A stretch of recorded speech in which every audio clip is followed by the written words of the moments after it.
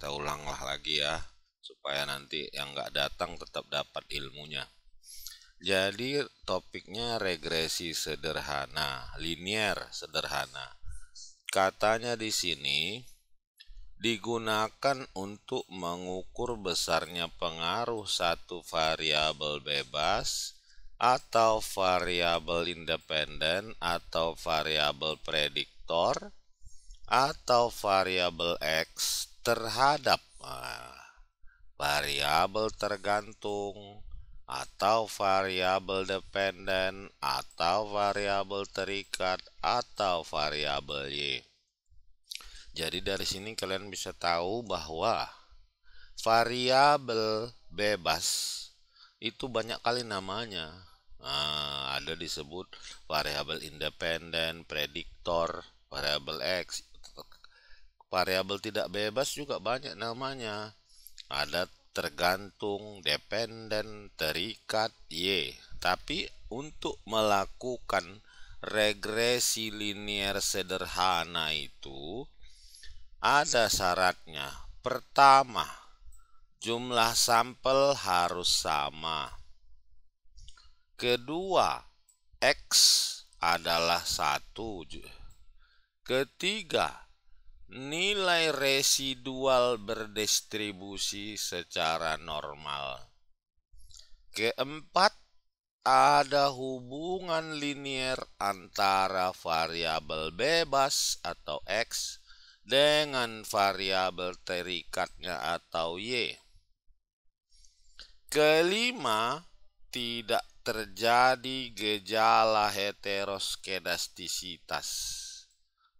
Dan keenam, tidak terjadi gejala autokorelasi. Nah, itulah yang kemarin kita uji dengan asumsi klasik. Jadi dia sudah terbebas dari heteroskedastisitas atau autokorelasi untuk data-data time series. Nah, kita lihat dulu apa ada lagi yang masuk ini. Ya ada. Kita izinkan dulu ya sebentar. Nah, udah kita nggak ada lagi. Nah, kita lihat di sini dulu contoh kasusnya. Di sini judulnya adalah pengaruh stres kerja terhadap kinerja pegawai. Berarti satu yang bebas X, kinerja pegawai ini yang Y-nya. Maka hipotesis atau kesimpulan sementara adalah ada pengaruh stres kerja terhadap kinerja pegawai. Nah, datanya udah diambilnya seperti ini. Nah, ini sudah ada datanya. Bagaimana kita mengujinya? Kita keluar dulu dari halaman ini. Kita buka dulu datanya ya. Tadi udah saya download itu datanya, ada tadi. Nah, ini dia. Sekalian saja lah udah dimasukkan dia ke SPSS. Kita open saja. Wah, error. Walah, halah, halah.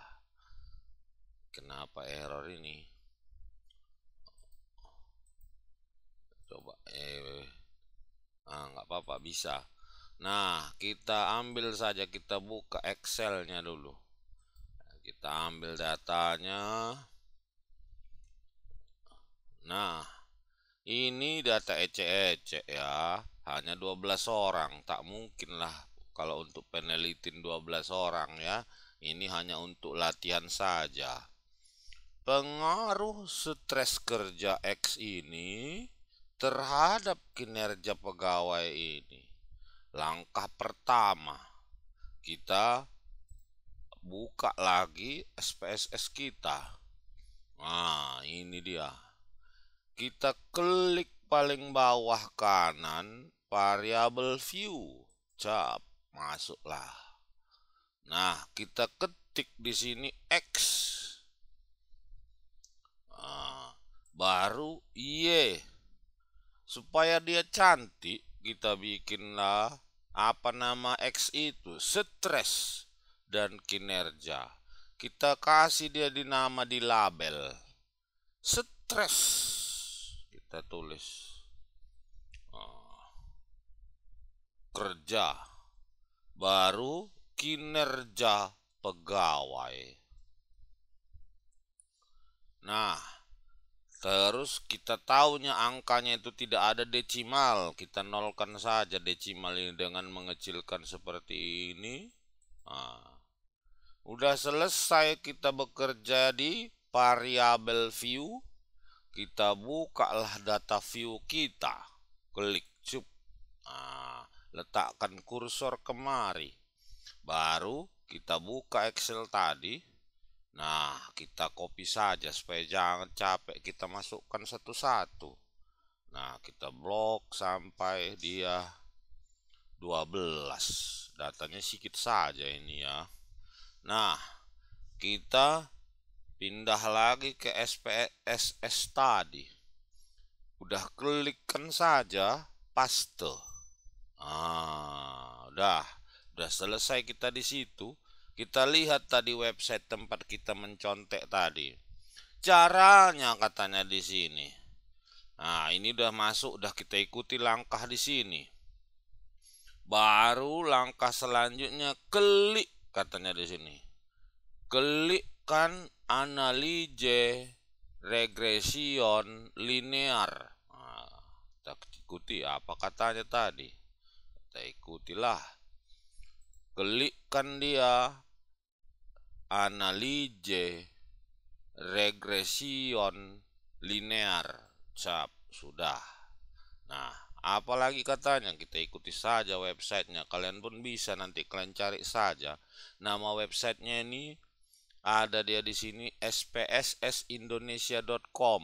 Nah, di situ banyak ya. Bisa kalian praktek-praktek nanti di situ. Nah, lanjutnya katanya di sini, pindahkan stres kerja ke kotak independen. Inilah dia gambarnya. Terus kinerja atau Y ke dependen. Oh, terbalik tadi ya. Ini kinerja di Y-nya di dependen, stres kerja di independen. Kita lihat lagi apa petunjuknya. Tinggal klik OK katanya. Oke. Kita keluar dulu. Kita buka SPSS kita. Nah, kita besarkan layar supaya kalian nampak. Pindahkan katanya pengaruh stres kerja X ke independen, kinerja ke dependen. Nah, tadi tinggal sebetulnya sudah kita klik saja OK. Nah, kita kliklah OK, muncullah dia. Nah, bagaimana kita membacanya? Kita lihat di website tadi itu. Nah, inilah dia udah muncul. Nah, bagaimana dia membuat bacaannya? Nah, ini. Nah, kita besarkan layarnya. Nah, tadi stres kerja negatif 0,511. Nah, ya. Di sini ada angkanya, konstantanya atau A 35,420. Konstanta. Nah,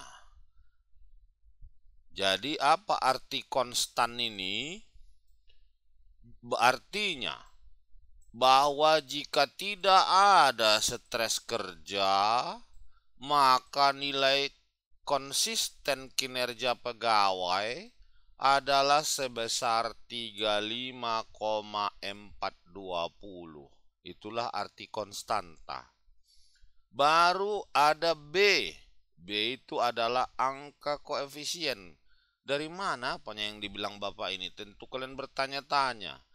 Setiap regresi akan menghasilkan persamaan. Persamaan umumnya adalah Y sama dengan A.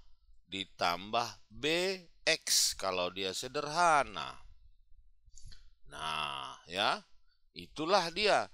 Yang tadi kita bilang A itu yang ini, itu artinya konstanta. Konstanta artinya apa? Artinya tanpa ada X pun, Y itu sebesar angka yang dihasilkannya, 35,420.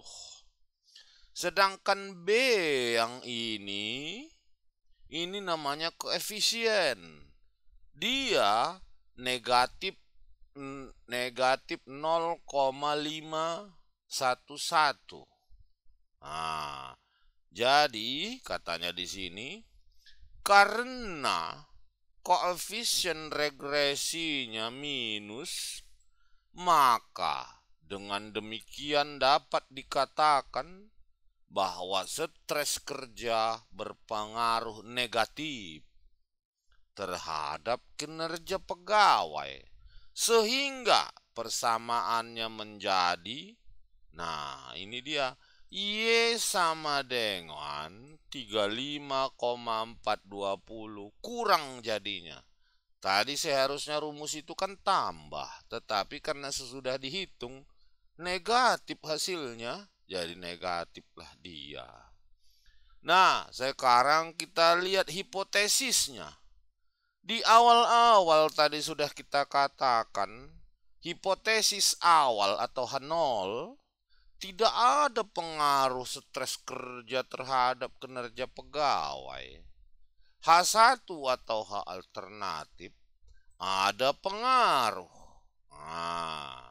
Nah, kemarin pun sudah saya ajarkan. Nah, itu biasanya untuk melihat itu tak perlu kita lihat buka tabel ya. Kita lihat saja. Dari mana kita lihat? Dari nilai SIK-nya. Nah, biasanya kalau setiap kita ilmu-ilmu sosial itu pegangan kita untuk nilai SIK standar itu adalah 5% error, atau sama dengan kalau dirubah ke bentuk desimal 0,05. Jadi cukup kita bandingkan saja berapa rupanya stres kerja nilai SIK-nya. Lihat di sini, luruskan saja.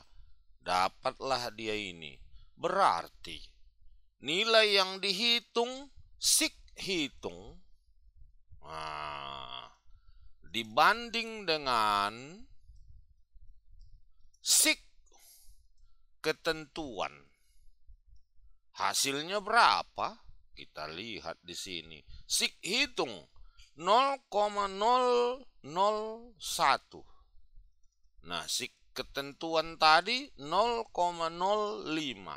Tentunya setelah kita dapat di sini, kita dapat mengambil kesimpulan 0,001 atau 1/1000. Satu kue dibagi 1000 orang. Nah, itulah bahasa ecek-eceknya. Mana lebih besar satu kue dibagi 1000 orang? 0,05 itu kan sama dengan 5 bagi 100 orang. 5 kue dibagi 100 orang. Nah, itulah cara bodohnya kita. Umpamanya kita ragu, berarti kesimpulannya 0,001 lebih kecil daripada 0,005. Nah, begitu caranya. Sekarang kita lihat tadi panduan website itu. Nah, kita buka di sini, kita besarkan layar. Nah, berdasarkan nilai SIK, ini dia kan, tadi udah kita lihat.